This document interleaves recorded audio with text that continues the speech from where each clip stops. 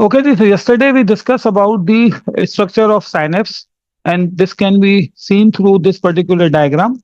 And I just write down few important information related to the synapse. Number one, this part is called as the presynaptic region. So this is presynaptic region, right? Mr. Part before synapse. This red one is called postsynaptic region,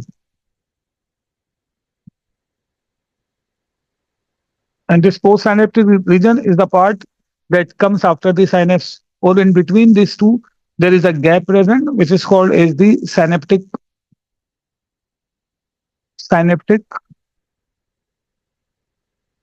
vessel. ठीक है बेटा, message की जो shifting है वो pre synaptic से post synaptic reason पर perform हो रही होगी, तो इसका आपने जो है वो ख्याल रखना है। अब मैं यहाँ पर एक प्रॉपर जो है वो टर्म इस्तेमाल कर रहा हूँ, और वो ये है कि how a nerve message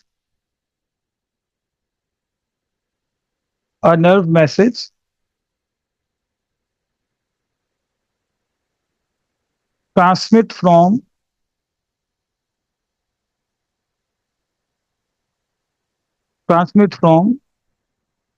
pre-synaptic to post-synaptic region, right? Pre-synaptic to post-synaptic region.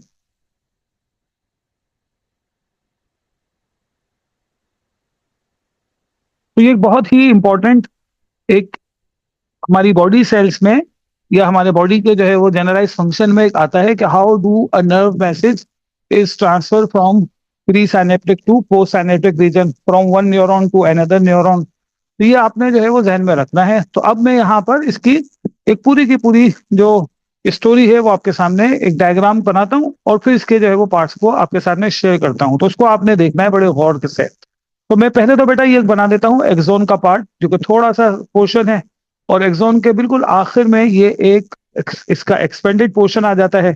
इसको नाम देते हैं हम एक्सोन टर्मिनल्स का। और इसके बाद एक लोअर पार्ट का पोर्शन बना रहा हूँ, जो ऊपर भी बना चुका हूँ, और इसे हम नाम देते हैं कि ये पोस्ट साइनेप्टिक रीजन है। नर्व मैसेज की शिफ्टिंग होनी है इस डायरेक्शन में, यानी कि प्री साइनेप्टिक रीजन से पोस्ट साइनेप्टिक रीजन तक एक नर्व मैसेज अपनी प्रोपेगेशन करेगा, यानी कि अपनी ट्रांसफॉर्मेशन को शो कर रहा होगा। तो सबसे पहले तो आपने ये जहन में रखना है कि ये जो प्रोपेगेशन होगी, ये प्रोपेगेशन किस तरह से अपना फंक्शन परफॉर्म कर रही होगी। तो पहली बात आपने ध्यान में रखनी है, मैं आपके सामने यहाँ ड्रॉ भी कर रहा हूं, और वो ये है कि जैसे ही एक नर्व मैसेज इस साइनेप्टिक एरिया में आना शुरू होता है, तो इसकी यानी कि एक्सॉन की जो मेम्ब्रेन्स हैं, इन मेम्ब्रेन्स पर इस तरह के चार्ज फॉर्मेशन नजर आती है। अब ये जो चार्ज फॉर्मेशन है ये नॉर्मली ऐसे ही होती है, यानी कि मेम्ब्रेन आउटसाइड पॉजिटिवली चार्ज होगी और इनसाइड नेगेटिवली चार्ज होती है। ठीक है, अब हम ये कह सकते हैं कि एक एक्सॉन की membrane is more negative inside than outside. ये बात मैं लिख रहा हूं, और इसको गौर से अंडरस्टैंड कर लीजिएगा कि एक्सॉन मेम्ब्रेन, यानी कि ये पार्ट है एक्सॉन का, तो इसकी मेम्ब्रेन को नाम देंगे axon membrane. This axon membrane is more negative more negative inside compare to outside, compare to outside. तो बाहर के मुकाबले में एक्सॉन मेम्ब्रेन अंदर से ज्यादा नेगेटिव चार्ज शो कर रही होती है। इस चीज का आपने ख्याल रखना है, जो बड़ा इंपॉर्टेंट जो है वो फैक्टर है। अब आगे चलते हैं। पहला पॉइंट मैं यहां पर लिख रहा हूं, number one, point number one, और ये आपने याद रखना है, transformation of a nerve message synapsis के जरिए कैसे होगी। तो फर्स्ट पॉइंट है ये कि arrival of a nerve message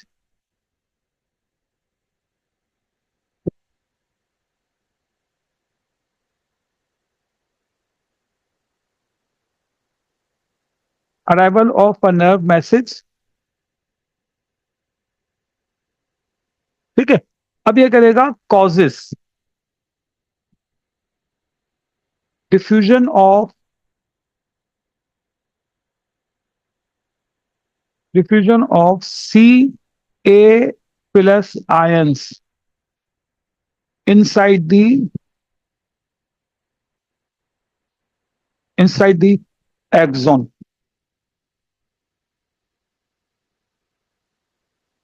right?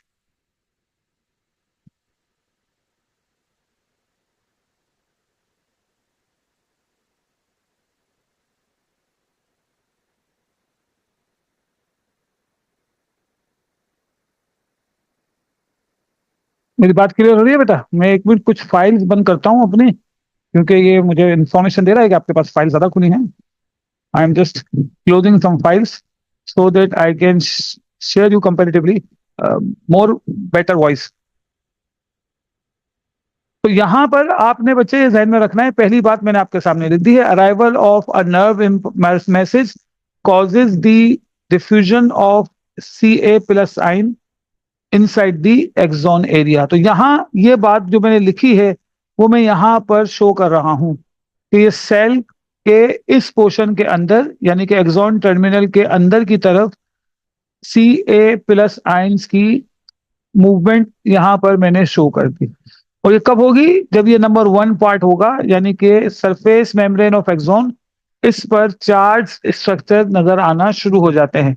ये चार्ज पार्टिकल बताएंगे कि एक्सॉन सरफेस पर कोई एक नर्व मैसेज अपनी अराइवल पर आ चुका है. तो पहला काम होगा अराइवल ऑफ नर्व मैसेज, दूसरा काम होगा diffusion of sodium ions.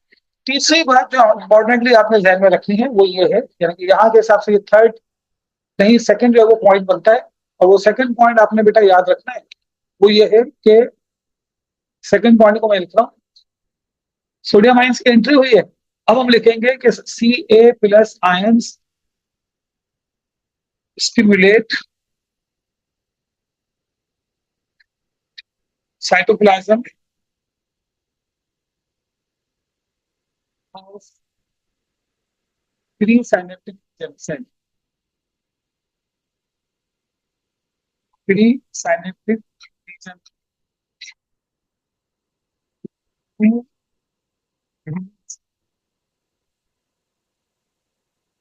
Acetylcholine neurotransmitter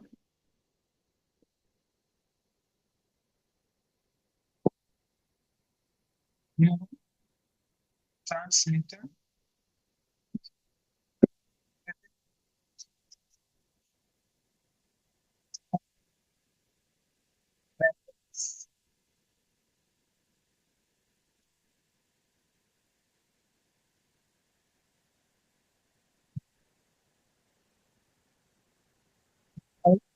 membranous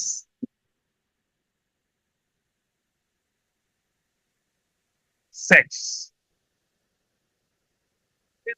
second point आपने याद रखना है, सेल के इस रीजन में मौजूद जो साइटोप्लाज्मिक ट्रांस होगा, वहां पर सेलुलर स्ट्रक्चर्स छोटे छोटे से वेजिकल्स की प्रोडक्शन करना शुरू करते हैं. मैं यहाँ पर ये वेजिकल्स आपके सामने सोडियम आयन के फॉर्मेशन के पास शो कर रहा हूँ. ये छोटे छोटे से वेजिकल्स बनते हैं. वेजिकल स्मॉल मेम्ब्रेनस पाउच है, और इन वेजिकल्स के अंदर we have got some important chemical substance जो मैं यहाँ पर येलो डॉट के रूप में शो कर रहा हूँ. ठीक है बेटा? तो ये वेजिकल्स है, और वेजिकल्स के अंदर मैसेंजर या मैसेजेस कंटेनिंग सब्सटेंस है. ये यहाँ पे ध्यान में रखना. सेकंड पॉइंट को आगे कंटिन्यू कर रहा हूँ कि these messengers या these neurotransmitter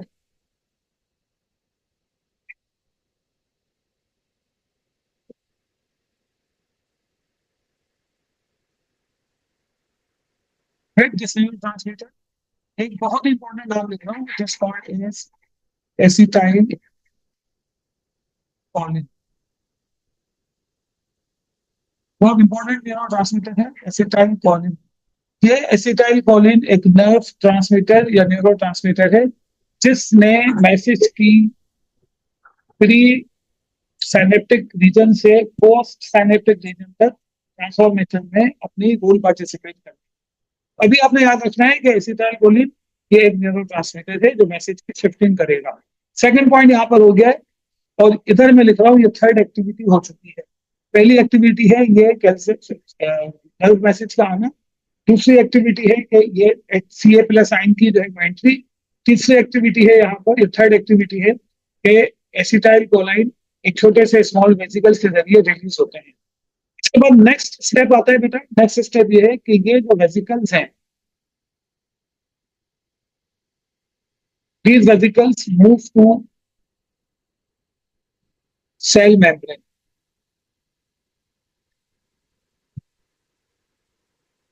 ये सेल मेम्ब्रेन की तरफ मूव करते हैं। फिर इसके बाद होगा डिफ्यूज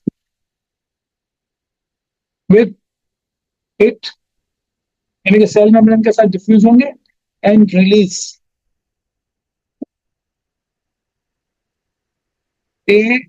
एसिटाइल कोलिन। बोले एसिटाइल कोलिन है, इसकी जो रिलीजिंग होगी वो इस पाउच के जरिए होगी। अब वो कैसे होगी, वो डायग्राम को देखकर आपने अंदाजा लगाना है। ये आहिस्ता आहिस्ता नीचे की तरफ मूव करते हुए आए और मेम्ब्रेन के साथ जाकर डिफ्यूज हो गए इस तरह से।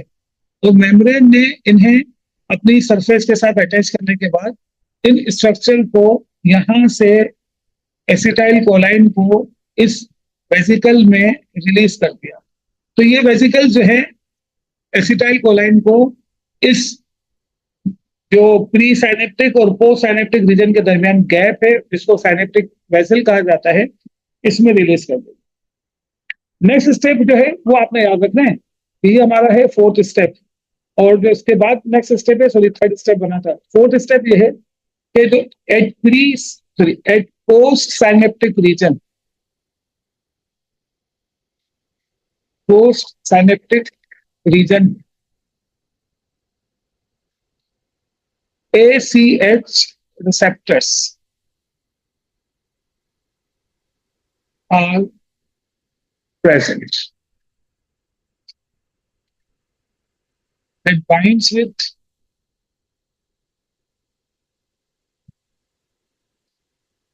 ACH. ACH stands for acetylcholine, right? To change their shape.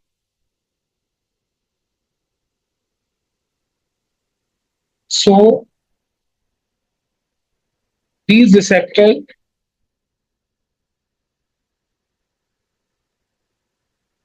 allow charged ions to move across synapse. ये वाला फोर्थ पॉइंट बेटा आपने याद रखना है, बहुत इंपॉर्टेंट पॉइंट है। यहाँ पर इस नीचे वाले हिस्से पर मैं इसको थोड़ा सा दूर करके बना दूं ताकि नजर सही तरह से आना शुरू हो जाए। इसका कलर भी चेंज कर देता हूँ कि ज्यादा विजिबिलिटी इसकी सके। ये नीचे लगे हुए हैं बेटा पोस्ट साइनेप्टिक रीजन के, ये जो है वो एरिया जो कि डेंड्रोन को शो करता है। अब इस डेंड्रोन की सरफेस पर ये एसिटाइल कोलाइन के रिसेप्टर्स लगे होते हैं। तो ये बहुत सारे रिसेप्टर्स होंगे, मैं इसमें से चंद रिसेप्टर आपके सामने इस तरह से शो कर दूं। ये रिसेप्टर लगे हुए हैं जस्ट लाइक दैट। अब इन रिसेप्टर की सरफेस पर आकर ये एसिटाइल कोलाइन अपने आप को इसकी सरफेस पर लाकर अटैच कर देता है जस्ट लाइक दैट। तो एसिटाइल कोलाइन रिसेप्टर्स जो कि एक्सॉन पर हैं, ये अपनी सरफेस पर एसिटाइल कोलाइन को रिसीव करते हैं। जैसे ही ये रिसीव करेंगे, नीचे मेम्ब्रेन पर छोटे छोटे से यहाँ पर जो है वो बन जाते हैं चैनल्स। ये चैनल्स इन चार्ज मॉलिक्यूल्स को अलाउ करेंगे कि वो नीचे वाले मेम्ब्रेन पर अपनी डिफ्यूजन को शुरू कर दें। तो इस तरह से इसकी मेम्ब्रेन पर चार्ज पार्टिकल आ जाते हैं और हम ये कहेंगे कि एक मैसेज की शिफ्टिंग प्री साइनेप्स से पोस्ट साइनेप्स की तरफ हो गई है और ये नर्व मैसेज अब एक न्यूरॉन से दूसरे न्यूरॉन पर पहुंच चुका है। इसी तरह से वन बाय वन जितने भी नर्व सेल होंगे वो अपने साइनेप्स के जरिए नर्व ट्रांसमिशन करेंगे और ये नर्व मैसेज हमारी बॉडी के किसी भी रिसेप्टर से रिसीव हुआ हो उसे लेकर जाएगा हमारी बॉडी के एक मोइन सर्किट यूनिट पर, जिसको हम नाम देते हैं ब्रेन का।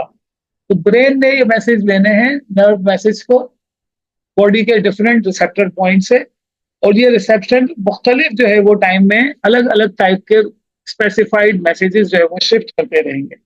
अलग अलग टाइप के मैसेजेस का मतलब बेटा ये है कि एयर में सेंस ऑफ साइट देनी, आई ने सेंस ऑफ साइट देनी है, एयर ने हेयरिंग देनी है, हमारी टंग ने टेस्ट का काम लेना है, हमारी नेजल एपिथेलियम है वो स्मेल का काम कर रही होगी, स्किन टेस्ट का काम करेंगे। तो कोई भी इन्वायरमेंटल स्टिमुलस हो वो एक नर्व मैसेज की सूरत में एक्सॉन के चेन, इस न्यूरॉन के चेन के through from one neuron to another neuron transmit होगी और फाइनली ये जाकर पहुंचेगी ब्रेन पर। ब्रेन इस मैसेज को रिसीव करेगा, रिसीव करने के बाद इंटीग्रेट करेगा और एक रिस्पॉन्स की जनरेशन का काम कर सकता है। इस चीज का बेटा यह ख्याल रखिएगा कि जो न्यूरो ट्रांसमीटर्स हैं,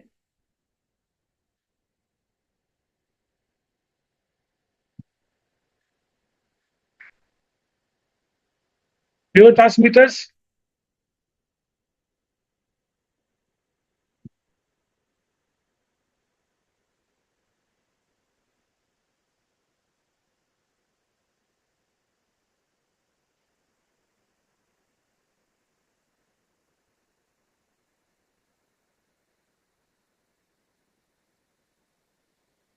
ठीक है बेटा। तो ये न्यूरो ट्रांसमीटर्स हैं, these neurotransmitters are only produce in axon region. अब ये क्योंकि सिर्फ एक्सॉन रीजन में प्रोड्यूस होते हैं यानी कि एक्सॉन टर्मिनल्स पर, so uh nerve message uh nerve message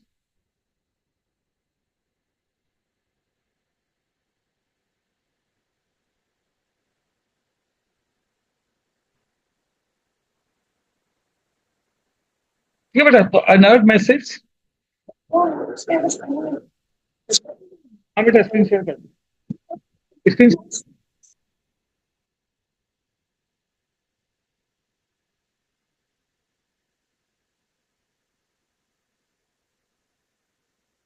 हो रही है स्क्रीन शेयर अब? ठीक है। तो sir a nerve message can only transmit from pre synaptic region to pre synaptic region to post synaptic reason.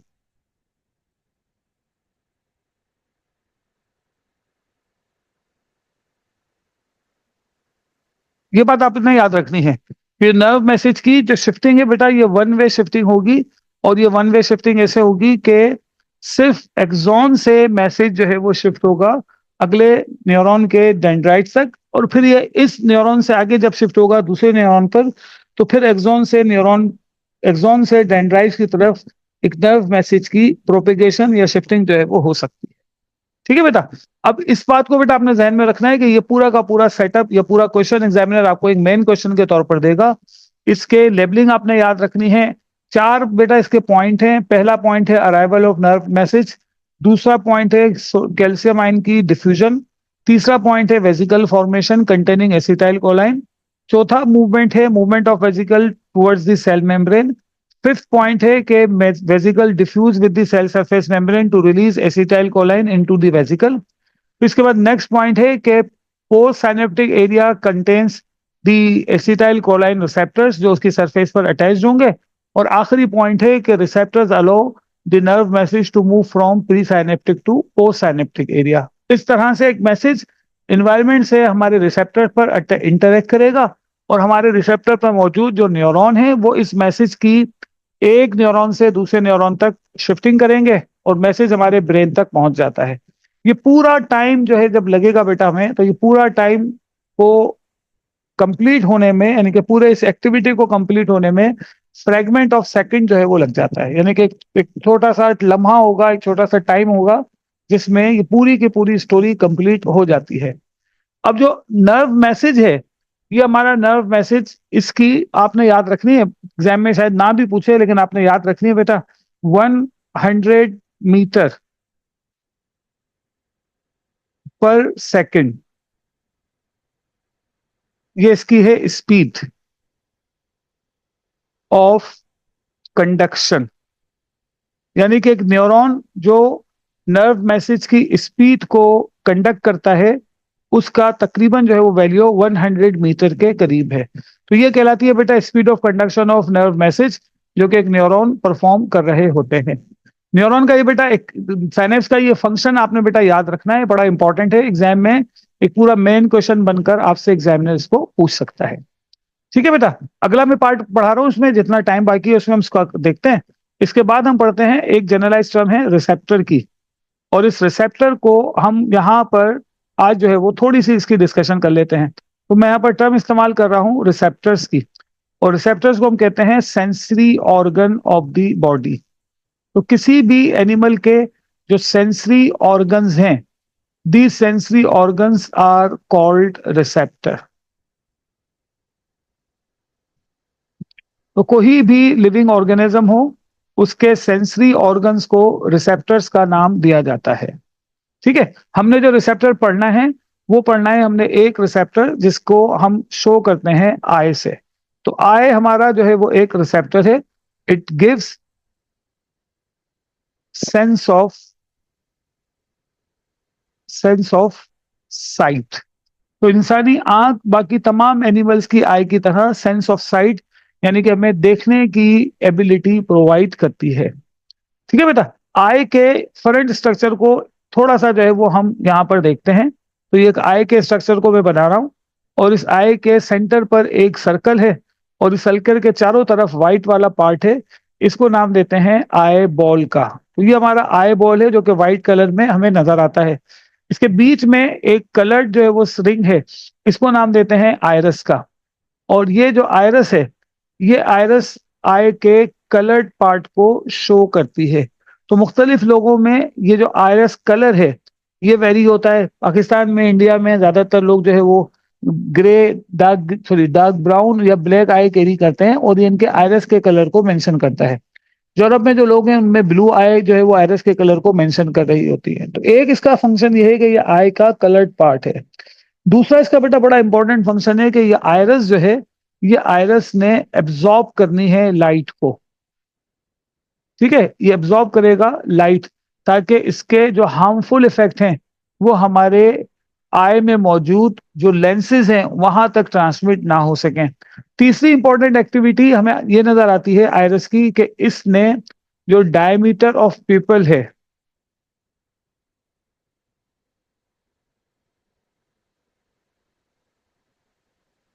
इस डायमीटर ऑफ पीपल को इसने जो है वो कंट्रोल करना है। तो it controls diameter of the people. तो ये आपने बेटा आयरस के हवाले से याद रखनी है बात, इसकी डिटेल लेटर ऑन पढ़ते हैं अभी, क्योंकि अभी स्ट्रक्चर देख रहे हैं। सेंटर पर आई के एक और सर्किल होता है, और इस सर्किल के अंदर वाले हिस्से को नाम देते हैं पीपल का। तो ये है वो बेसिक एरिया जिसको नाम दिया जाता है पीपल। और इस पीपल की एक बड़ी इंपॉर्टेंट जो है वो एक्टिविटी हमें नजर आती है, वो ये है कि ये आई का विंडो कहलाता है। यानी कि यहां से लाइट एंटर होगी into the internal part of the I, hit करती है लेंसेस को, लेंसेस उस लाइट को कन्वर्ट करेंगे, और फाइनली ये लाइट पहुंचती है आई के सेंसरी रीजन में, जो हमें एक इमेज प्रोवाइड करने में हेल्प कर रहा होता है। तो ये बेटा आपने आई के हवाले से ये थोड़ा बहुत याद रखना है। फिर आपको यहाँ पर आई के यहाँ पर कुछ ग्लैंड्स दिखाएगा, यहाँ पर कुछ ग्लैंड्स दिखाएगा, इसको नाम देते हैं कि ये आई में मौजूद टीयर ग्लैंड हैं। और इनका काम यह है कि ये आई में हमारे लिए जो टीयर हैं, आंसू हैं, इनकी प्रोडक्शन करती हैं। तो ये बहुत इंपॉर्टेंट एक एक्टिविटी परफॉर्म करता है टीयर। इट कंटेन्स हाइड्रोलाइटिक एंजाइम्स, और ये हाइड्रोलाइटिक एंजाइम्स आई में आने वाले जो माइक्रोब्स हैं उनको डिस्ट्रॉय करने में बड़ा वाइटल रोल प्ले कर रहा होता है। आई के इस कॉर्नर पर अगर हम आए, कॉर्नर वाली साइड पर, तो यहाँ कॉर्नर पर हमें एक और स्कार नजर आता है इस तरह का। ये रेड जो मैं बना रहा हूँ, इसका नाम है निक्टिटेटिंग मेम्ब्रेन।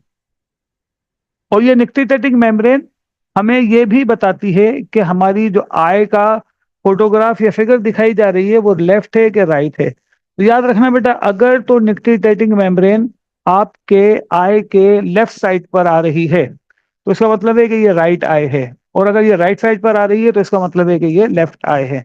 मैं दोबारा बता रहा हूं, अगर ये आपके इस वक्त अगर आप बोर्ड पे देखें तो ये आपके लेफ्ट साइड पर नजर आ रही है ना? तो इसका मतलब ये है कि ये राइट आई है। और ये अगर राइट साइड पर आ रही हो तो इसका मतलब होगा कि ये लेफ्ट आई है। तो मैं दूसरी आई यहाँ पर बना देता हूँ for the sake of argument, इस तरह से यहाँ बना दी। और ये इसका जो है वो आयरस बना दिया, ये इसका पीपल बना दिया। इसका यानी कि रेड वाली आई का जो निक्टिटेटिंग मेम्ब्रेन होगा वो आपके हाथ के राइट साइड पर होगा, तो ये लेफ्ट आई जो है वो कंसीडर कर ली जाती है। ये बेटा आपने ख्याल रखना है कि ये जिस साइड पर होगी उसके अपोजिट हमारा हैंड होगा या अपोजिट हमारी आई कहलाती है। तो उसमें कोई लंबी चौड़ी बात याद नहीं रखनी। एग्जामिनर आपको ये आई का फ्रंट व्यू दिखाएगा और पूछेगा कि आप बताएं ये लेफ्ट आई है या राइट आई है। तो आपने सिर्फ इतना देखना है कि निक्टिटेटिंग मेम्ब्रेन लेफ्ट पर है तो राइट आई है, और निक्टिटेटिंग मेम्ब्रेन राइट पर है तो फिर ये लेफ्ट आई जो है वो कंसीडर कर ली जाती है। ठीक है बेटा, इसका आपने बेटा ख्याल रखना है इस हवाले से। आय को अगर हम काम के लिहाज से देखें तो आय का काम यह है कि ये आय हमें सेंस ऑफ साइट प्रोवाइड कर रही होती है। तो ये मैं दोबारा से लिख रहा हूं, इसका इसका मेन फंक्शन है सेंस ऑफ साइट, यानी कि ये हमें कुछ दिखाने का काम करता है। क्या दिखाएगा? इससे पहले हम थोड़ा सा आय के इंटरनल स्ट्रक्चर की तरफ आ जाते हैं। तो मैं अगर आय के इंटरनल स्ट्रक्चर को ड्रॉ करता हूं बेटा, तो ये एक इस तरह से एक सर्कुलर या बॉल लाइक स्ट्रक्चर है।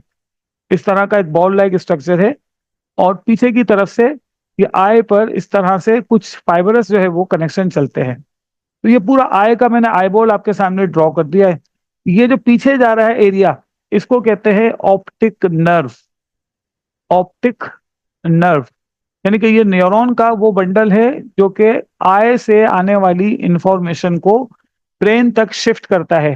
तो ये वर्ड ऑप्टिक का मतलब ही आई होता है। तो आमतौर पर आप देखते हैं कि जितने भी अब हमारे जो ग्लासेस हम खरीदते हैं आई की जो वीकनेस की वजह से, तो ये आमतौर पर ये जो शॉप्स वाले होते हैं ये ऑप्टिकल्स नाम लिखते हैं, और जो डॉक्टर होता है वो भी जो है वो ऑप्टिक सर्जन कहलाता है। तो ये ऑप्टिक हम आई के लिए इस्तेमाल करते हैं।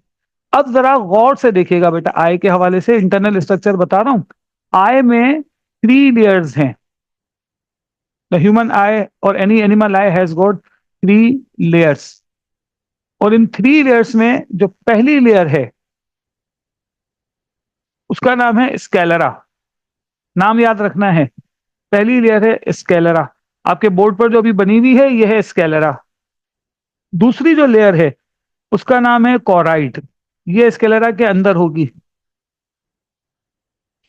दूसरी जो लेयर है इसका नाम है कोराइड।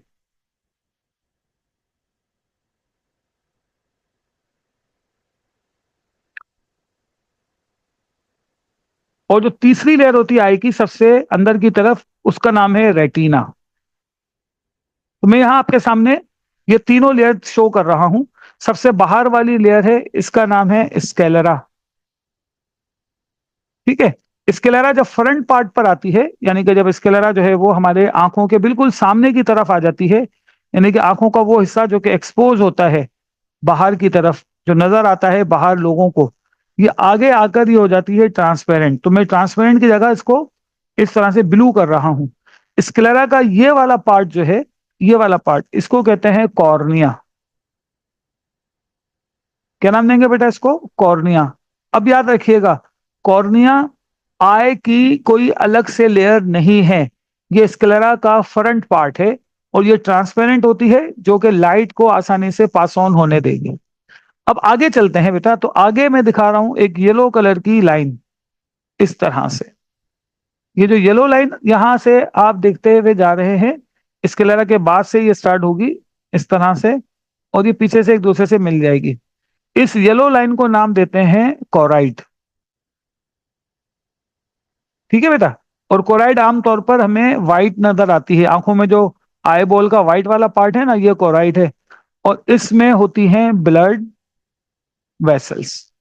तो ये ब्लड वेसल्स कैरी करती है ताकि ब्लड सप्लाई हो सके आई को, ऑक्सीजन कार्बन डाइऑक्साइड की शिफ्टिंग हो सके, ग्लूकोज अमाइनो एसिड्स हैं इनकी शिफ्टिंग हो, और अगर आई के सेल कोई अननेसेसरी मटेरियल बना रहे हैं तो उसकी भी शिफ्टिंग हो सके। तीसरा पार्ट फिर मैं रेड वाला, तीसरा पार्ट में जो है वो बनाता हूं यहाँ पर एक और कलर से, जो कि यहाँ मैं थोड़ा सा कलर बदलता हूँ। ये सारे एक जैसे कलर कर दिए मैंने।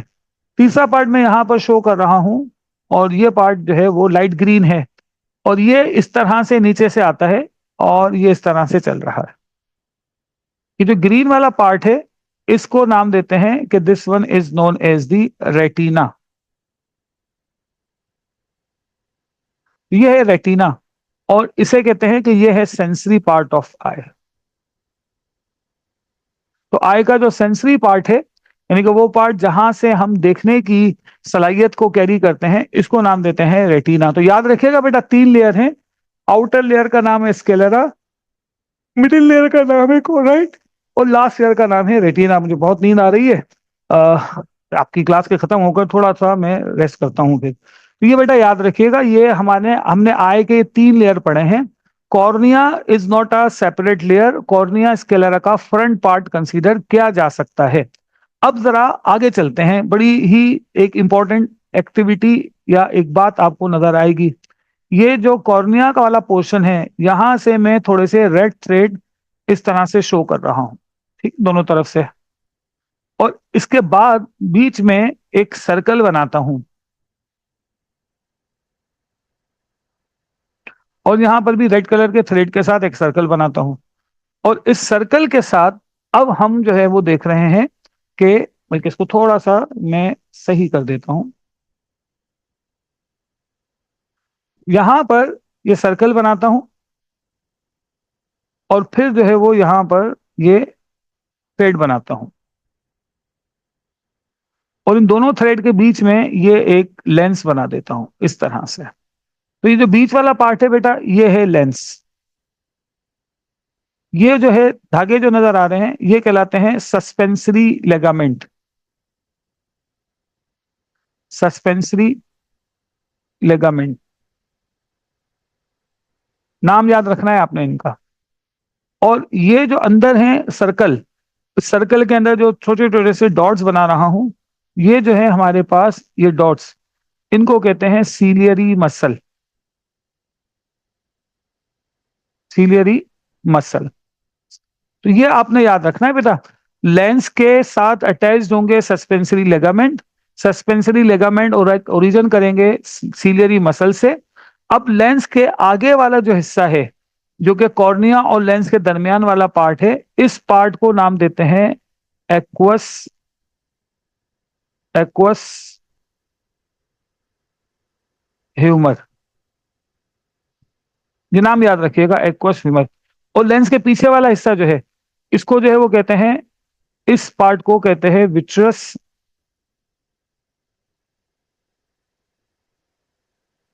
ह्यूमर। तो ये आपने आई की अब तक की ये लेबलिंग याद रखनी है। आखिरी बात बस बताता हूं, लेंस के बिल्कुल सीधे जाएं पीछे की तरफ, लेंस के बिल्कुल सीधे पीछे की तरफ जाएंगे तो यहां पर आपको एक आउटग्रोथ नजर आएगी। ये मैं थोड़ा सा आउटग्रोथ की जगह इसको, मैंने थोड़ा सा इसको रेडिश कर दिया है। ये वाला जो पार्ट है ना, इस पार्ट को कहते हैं येलो स्पॉट। इसको कहते हैं येलो स्पॉट, और इसी को नाम दिया जाता है फोबिया। और ये फोबिया सबसे ज्यादा आय के न्यूरॉन कैरी करने वाला एरिया होगा। इसे थोड़ा सा पीछे जाए, आगे पीछे जाएं तो यहां पर कहीं पर आपको एक और पोर्शन नजर आएगा। इस वाले पोर्शन को नाम देंगे ब्लाइंड स्पॉट। तो 2 स्पॉट होते हैं बेटा, एक कहलाता है ब्लाइंड स्पॉट और दूसरा कहलाता है येलो स्पॉट। ब्लाइंड स्पॉट पर अगर कोई लाइट रेज गिरती है तो हमें चीजें नजर नहीं आती। कोई गाड़ी में भी आमतौर पर ये कहा जाता है ब्लाइंड स्पॉट बहुत है, किसी कार को ड्राइव कर रहे हो तो क्या होता है कि बाइक कार को ड्राइव करते हुए हमें बैक मिरर में एक वक्त आता है कि पीछे से आने वाला व्हीकल नजर नहीं आता। ये वो आय का एरिया होता है हमारी आंख का, जो कि ब्लाइंड स्पॉट कहलाता है उस कार के हिसाब से, कि उसके मिरर इस तरह से एडजस्ट होते हैं कि हमें इमेज नजर नहीं आता। फिर थोड़ी देर के बाद पीछे वाली गाड़ी नजर आना शुरू हो जाती है। तो जब भी हम देखते हैं 2 आंखों से, तो हमें देखते हुए ब्लाइंड स्पॉट का पता नहीं चलता 2 आंखों से। लेकिन एक आंख को बंद कर कर अगर हम देखें तो कहीं ना कहीं जाकर हमारी देखने की रेंज खत्म हो जाती है। जहां वो रेंज खत्म होती है ना, लेफ्ट साइड और राइट साइड वाली, सीधे देखने की बात नहीं कर रहा, इस इस पर्टिकुलर हम डिस्टेंस को कहेंगे कि ये हमारा ब्लाइंड स्पॉट का डिस्टेंस है। तो ब्लाइंड स्पॉट पर बेटा बाद में बात करेंगे, आज आपने आई के स्ट्रक्चर को जो मैंने लेबलिंग की है, बस इतने ही लेवल को याद करना है। कुछ और लेवल मिलेंगे, इंटरनेट पर जाएंगे तो आपको और बहुत सारे लेवल मिलेंगे, लेकिन वो हमारे सिलेबस का हिस्सा नहीं है, तो उसे आप जो है वो छोड़ दीजिएगा। लाइक उसमें कुछ आपको मिलेंगे, कंजक्टिवा का नाम मिलेगा, उसमें फिर आपको जो है वो कुछ हेरी मसल्स नजर आ रहे होंगे, फिर आपको आईलेट के मसल्स नजर आएंगे, आप उनको छोड़ दीजिएगा, वो हमारे सिलेबस का हिस्सा नहीं है, एग्जामिनर नहीं पूछता। बाकी जो न्यूरॉन है, इसकी साइनेप्स वाली बात मैंने बता दी थी, इसको जरा गौर से जो है वो आपने देखना है। और इसके बाद अगर किसी किस्म की कोई भी आपको जो है वो परेशानी हो तो आप मुझसे व्हाट्सएप पे मालूम कर सकते हैं। आपके मैसेज आते हैं खासतौर पर लाइबा के, और वो मैं थोड़ा सा टाइम के बाद उन्हें आंसर देता हूँ। वजह उसकी सिंपल ही बेटा ये होती है कि मेरी अपनी कुछ क्लासेस एक्टिविटी बढ़ गई है ऑनलाइन, जब मुझे फ्री टाइम मिलता है तो मैं आपके आंसर जो है वो दे देता हूँ। ठीक है बेटा, तो ये आज तक का हमारा बेटा काम था। रिकॉर्डिंग मैंने लगा दी थी, रिकॉर्डिंग में भेजता हूँ थोड़ी देर के बाद, जैसे ही डेवलप होती है आप इसको दोबारा से फिर सुनिएगा, कोई बात पूछनी हो तो पूछ लीजिएगा। अपना ख्याल रखिएगा बेटा, अल्लाह हाफिज।